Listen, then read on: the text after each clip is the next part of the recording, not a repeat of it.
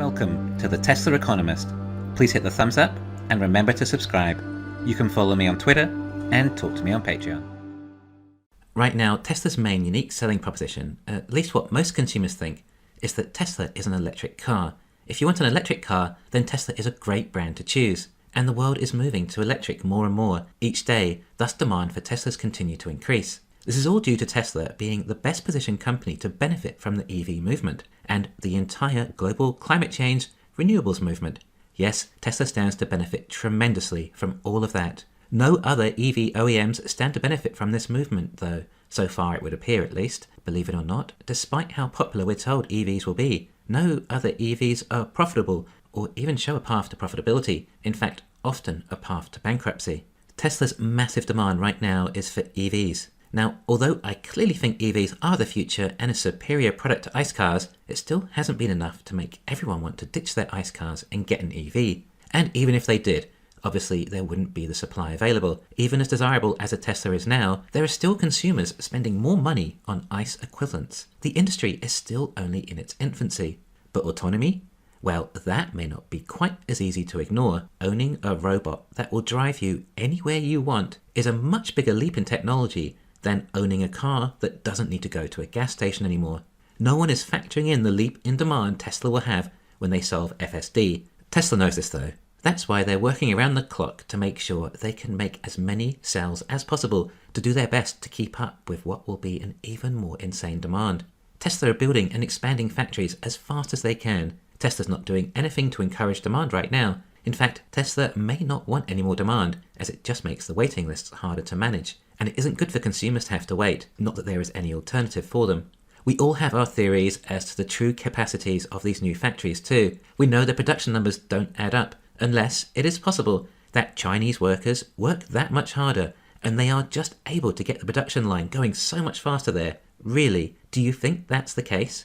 Even when Tesla have improved and revolutionized the auto manufacturing line since Shanghai, do you really think that on a Tesla production line, after all the hard work they've gone in getting manufacturing processes streamlined, they would simply leave the bottleneck to lack of staff? For me, seeing is believing, and when I see a factory about twice the size of another, then I think it may be capable of perhaps twice as much capacity. Yeah, there is a possibility that there could be even something like 4 times the claimed capacity from these factories, if we go down that path. We've been waiting and waiting for these new factories, but it is a bit of a wait. That's part of the reason our returns will be so good, as we have to hold on to our stock through these periods of waiting and unknowns. Instead, we try and calculate and predict how they'll turn out, so we can guess as best as possible in order to get the necessary conviction for investing. Some people think $60,000 is a lot to spend on a car, just because it's electric. Well, what about if it drives itself too? Do you see some value in that perhaps? Okay, sure, you may have to spend an initial $50,000 to $60,000 to get a car that is even capable of driving itself, but once you upgrade it to FSD, then you've bought yourself perhaps 10 extra free hours in a car every week. 10 hours that you do not have to focus on driving anymore. Now what's Tesla selling to you? Time. Tesla can sell time. More time in your life not having to drive, or go to gas stations or visit service centers to change your oil. You have more time to get on with more important matters. And what is the cliche value of time? Time is money. Tesla are selling money. Tesla are selling you money for less than it's worth. Now, if I said to you, you can buy this $100 bill from me for $50, you're going to buy it.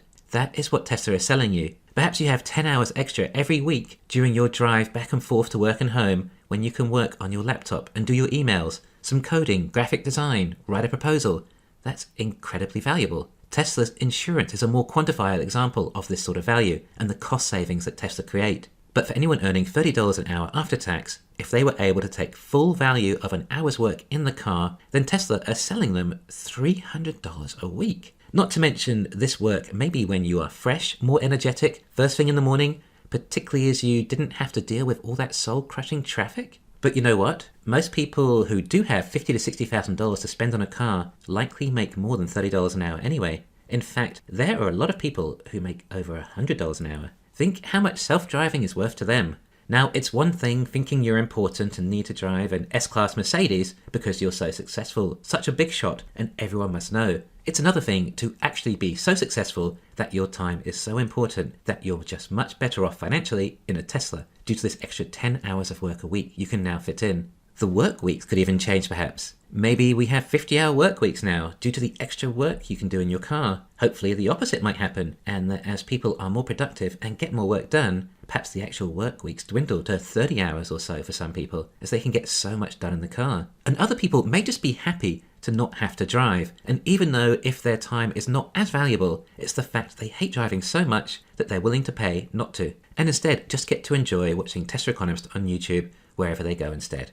It's not just so you can spend more time working, it could even be that you want to catch up on some sleep before work or something. It may be great for a stay-at-home mum who doesn't have a job even, but in the morning, taking the kids to school instead of driving, she can now help her kids with homework. This is invaluable. And FSD from an economics perspective, wow, we're adding in a potential 10 lost hours a week from labour here. This is of benefit to everyone. We are simply more efficient with our time. Even the government would benefit. It would mean that workers are somewhat able to put an additional 10 hours or so of work each week. It will increase GDP and government income. Of course, FSD also reduces accidents and injuries. I think I read once that car accidents cost the US economy something insane, like as much as $1 trillion a year, when you factor in all the time people have lost from work, as well as the medical bills and damages. That is $1 trillion of total wasted consumption in the economy, of which the economics are explained in The Broken Window Fallacy by Frédéric Bastiat. So when will Tesla's supply start to meet the current EV demand at existing prices? Well, Tesla will be on a run rate of about 2 million Model Ys alone next year. That would already make it the biggest selling car in the world already, and it would appear that Tesla may have enough demand for that many Model Ys, despite how allegedly expensive they are. But we expect these Model Y factories to potentially have a capacity of higher than Tesla originally alluded to. What if Berlin and Texas could each produce over 1 million Model Ys a year, or even more? A lot of people believe this is a possibility. Eventually, if this was the case, we might be looking at close to 4 million Model Ys a year in production, or even over 5 million with some more factories. That's a lot of Model Ys. That's a lot of demand for an expensive electric car. By the time Tesla have reached that level of run rate, then it's probably into 2024. About 2 years away. Now, although it may be a lot of demand to ask for an expensive electric car, it's now become a very low-cost, chauffeured car. Tesla's demand jumps from being demand for EVs to demand for AVs. And if they needed this demand boost, they'd probably have to have FSD sorted by about this time. Now, I've been talking about consumer priorities recently, even somewhat comparing Tesla's competition more like an extra bedroom on your house, as it may very well end up being that coveted a product. Well, obviously FSD adds to that dramatically. The value a Tesla has, and the demand, well, this is one of our lottery tickets hitting all its numbers. And of course, if FSD is cracked, then it's just a prelude to Robotaxis. Now, if Robotaxis eventuate, perhaps in 2025 or 26, then demand for Model Ys will be vertical for some time. Why? Because Tesla are not selling time or money now. They'll be selling income. If a Robotaxi brings in $30,000 a year income, then that is of extreme value. So to all the people complaining about the prices, and there are quite a few out there, there's a really good reason for Tesla to keep raising prices. They're certainly adding the additional value to justify it. The thing is, Tesla's demand will jump another level when they crack FSD, and by the time the customers who ordered a $66,000 Tesla receive them, they're going to be happy to pay that much for an autonomous vehicle, not to mention the fact the waiting list might have grown again. Tesla can keep raising prices, building more factories and increasing production. Why? Because Tesla are continually adding value to these vehicles that people see value in. Thanks for listening. Please hit the thumbs up and subscribe. You can follow me on Twitter and talk to me on Patreon.